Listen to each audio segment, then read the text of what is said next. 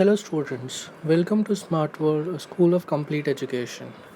Today, we are going to learn the subject English, Chapter 2.3 Somebody's Mother. Warming up. Read the following proverb that has a biblical reference. Do unto others as you would have done others to do unto you. नीचे वाला proverb पढ़ो जिसका Bible के साथ reference है. दूसरों के साथ ऐसा करो जैसे तुम चाहते हो दूसरों तुम्हारे साथ करें. Now find at least 5 proverbs, axioms or quotations which convey the same message. Search the internet dictionary of proverbs. ऐसे सिमिलर 5 proverbs और ढूंढने हैं जो सिमिलर मीनिंग बताते हैं. Question number 2. Study the following sets of words. Set A. Pleased, happy, joyful, aesthetic. Set B. Letter, word, sentence, paragraph. Set ए में 2 sets दिए गए हैं. ठीक है, सेट ए और सेट बी. उसके अंदर वर्ड्स है प्लीज्ड मतलब प्रसन्न, हैप्पी मतलब खुश, जॉयफुल मतलब हर्ष से भरा हुआ, और लास्ट वर्ड है एस्थेटिक, ESTATIC, एस्थेटिक मतलब उन्मादपूर्ण. सेट बी, उसके अंदर वर्ड्स है लेटर अक्षर, वर्ड्स मतलब वर्ड, सेंटेंस मतलब एक पूरा सेंटेंस, पैराग्राफ मतलब पैराग्राफ जो हमारा एक पूरा होता है वो, note. The words in these sets are arranged in the ascending order, each word showing a higher degree than the previous one. Now rearrange the following groups of words in the ascending order. ये सारे जो words थे वो ascending order में arranged है. मतलब सबसे पहले लेटर आता है, लेटर बहुत सारे लेटर्स इकट्ठे होंगे तो वर्ड्स बनेगा, बहुत सारे वर्ड्स इकट्ठे होंगे तो सेंटेंसेस बनेगा, सेंटेंसेस इकट्ठे होंगे तो पैराग्राफ बनेगा. ठीक है. सो अभी नीचे एग्जाम्पल्स नीचे 5 वर्ड जैसे सेट दिए हैं उसको असेंडिंग ऑर्डर में अरेंज करना है. Set A adult, aged, infant, youth.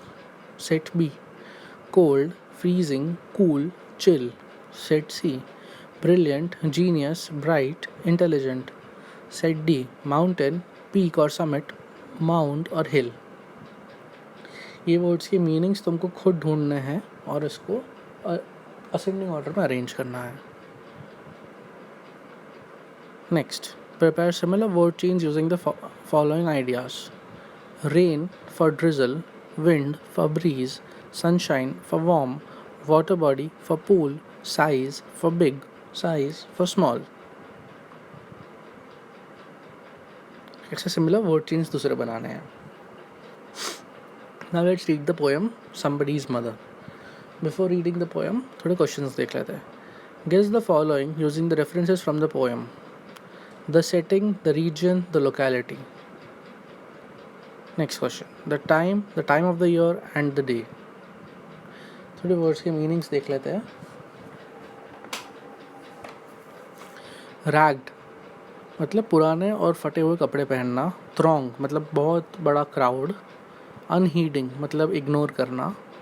Hailing मतलब स्वागत करना. लेस्ट फॉर द फियर मतलब वो डर के लिए. लेंड ए हैंड मतलब मदद करना. अब पोएम देख लेते हैं. Somebody's mother. The woman was old and ragged and grey and bent with the chill of a winter's day. महिला वृद्ध थी और बूढ़ी थी और सर्दी के दिन में ठंड के साथ झुकी हुई थी. The streets were white with a recent snow and the woman's feet with age were slow. सड़कों पर हाल में ही बर्फ़ गिरा था इसलिए वो सफ़ेद था और उम्र के साथ महिला के पैर भी धीरे धीरे चल रहे थे. At the crowded crossing she waited long, jostled aside by the careless throng.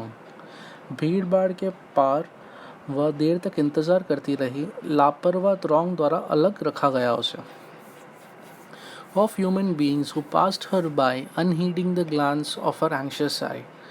उसके पास से गुजरने वाले मनुष्यों में से उसे अलग रखा गया, उसकी चिंतित आँख की नज़र को खोला गया. मतलब उसकी चिंतित आँख से उसने ये देखा. Down the street with laughter and shout, glad in the freedom of her school let out. हंसी और चिल्लाओं के साथ सड़क के नीचे थी वो, उसे खुशी थी कि स्कूल चलो की स्वतंत्रता की खुशी थी उसे. Came happy boys like a flock of sheep, hailing the snow piled white and deep. भीड़ में झुंड की तरह लड़के आए, भेड़ों की झुंड की तरह खुशी से लड़के आए, बर्फ को ढेर करना सफ़ेद और गहरा ढेर किया. Past the woman so old and grey, hastened the child on their way. महिला अतीत तो पुराने और ग्रे बच्चों के अपने रास्ते पर रोक लिया उन्होंने. None offered a helping hand to her, so weak and timid, afraid to stir. किसी ने भी उसकी मदद करने की पेशकश नहीं की, इतना कमज़ोर और डरपोक डरने के लिए. Lest the carriage wheels or horses' feet should trample her down in slippery street. गाड़ी के पहिए या घोड़े के पैरों को देखे फिसलन भरी गली में उसे रोन देना चाहिए. At last came out of the merry troop the gayest boy of the group. आखिर में मीरा टुकड़ा से बाहर आ गया, सभी समूह का सबसे अच्छा लड़का, सबसे खुशी वाला लड़का. He paused beside her and whispered low, I'll help you across if you wish to go. वो उसके बाजू में आया और धीरे से उसके कान में बोला, मैं तुम्हारी मदद करूँगा इफ़ तुम चाहती हो तो. Her aged hand on a strong young arm she placed, and so without hurt or harm he guided the trembling feet along. उसने उसका बूढ़ी औरत थी, उसने उसका हाथ, कमज़ोर हाथ, वो लड़के के स्ट्रॉन्ग हाथ, मजबूत हाथ पे रखा बिना कोई दर्द या नुकसान के, और उसने उसके साथ चल के उसे अपना राह दिखाया. Proud that his own were young and strong, then back again to his friends he went, his young heart happy and well content. वो खुश था कि वो यंग था, जवान था और मजबूत था और ताकतवर था. फिर वो अपने दोस्तों के पास वापस चला गया, खुशी भरा दिल लेकर. She's somebody's mother, boys you know, for all she's aged and poor and slow. वो किसी की माँ है, लड़कों क्या तुम्हें पता है, बस इतना ही है कि वो थोड़ी बूढ़ी हो गई है, थोड़ी गरीब है और धीरी है. And someone sometime may lend a hand to help my mother, you understand. और कोई समय कोई एक हाथ दे सकता है मदद के लिए, मेरी माँ का मदद करने के लिए, आप क्या समझते हो. If ever she is old and poor and grey and her own dear boy so far away. लोग मदद करेंगे, ऐसा तुम समझते हो कि लोग मदद करेंगे जब वो बूढ़ी हो जाए, गरीब हो और बाल भी उसके ग्रे हों, जब उसका बेटा उससे काफ़ी दूर हो, क्या तब तुम में से कोई मदद करेगा उसे. Somebody's mother bowed her low head in her home that night and the prayer she said. किसी की माँ ने अपना सिर झुका लिया और उस रात उसके घर में उसने प्रार्थना की. God be kind to that noble boy who is somebody's son and pride and joy.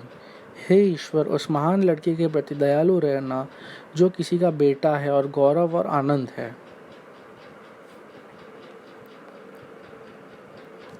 This poem is by Mary Dove Bryan. अभी English workshop. Question number 1. Pick out the lines from the poem that help create images for the following in your mind and write them in the table. Poem में से ऐसे lines उठाने हैं जो नीचे वाले words के तुम्हारे दिमाग में इमेजेस बनाते हों. 4 कॉलम्स है. First is number, second is old women, third is the street and fourth is school boys. बूढ़ी औरत, स्ट्रीट मतलब रास्ता, और स्कूल बॉयज़ मतलब स्कूल जाते हुए लड़के. पोएम में से लाइंस निकालने हैं और ये सूटेबल ब्लैंक्स में भरने हैं. Question number 2. Right at least 5 rhymes from the poem. Poems में से एटलीस्ट 5 राइम्स लिखने हैं. Question number 3. Give in your own words 2 reason for each of the following. नीचे वाले क्वेश्चंस के लिए 2 रीजंस अपने तुम्हारे खुद के वर्ड्स में लिखने हैं. The woman was reluctant to cross the street by herself. जो बूढ़ी औरत थी जो औरत थी वो रास्ता क्रॉस करने के लिए वो डर रही थी, रिलक्टेंट थी, अकेले। B, the school boys were in happy mood, school जाते हुए लड़के बहुत खुश थे। C, one of the school boys help the old woman cross the street, school जाता हुआ एक लड़का ने वो औरत को रास्ता क्रॉस करने में मदद की। D, we must help those who are in need, हमें उन लोगों की मदद करनी चाहिए जिसको ज़रूरत है। Question number 4, think and write in 5 to 6 lines why most of the people on the road or street ignore those in need of help. 5-6 line में लिखना है कि जो लोग रास्ते पे या स्ट्रीट पे जो लोग होते हैं उनकी मदद क्यों नहीं करते और उसको इग्नोर करते हैं। What about you, right about your feelings after you have helped और नॉट हेल्प व्हेन नीडेड, तुम्हारे बारे में क्या है, तुम्हारे फीलिंग्स के बारे में लिखो जब तुमने मदद की हो या फिर नहीं की हो जब ज़रूरत हो। Question number 5, read the poem, नीचे का पोएम पढ़िए। Whom they bought her warrior dead by Alfred Lord Tennyson. Thank you.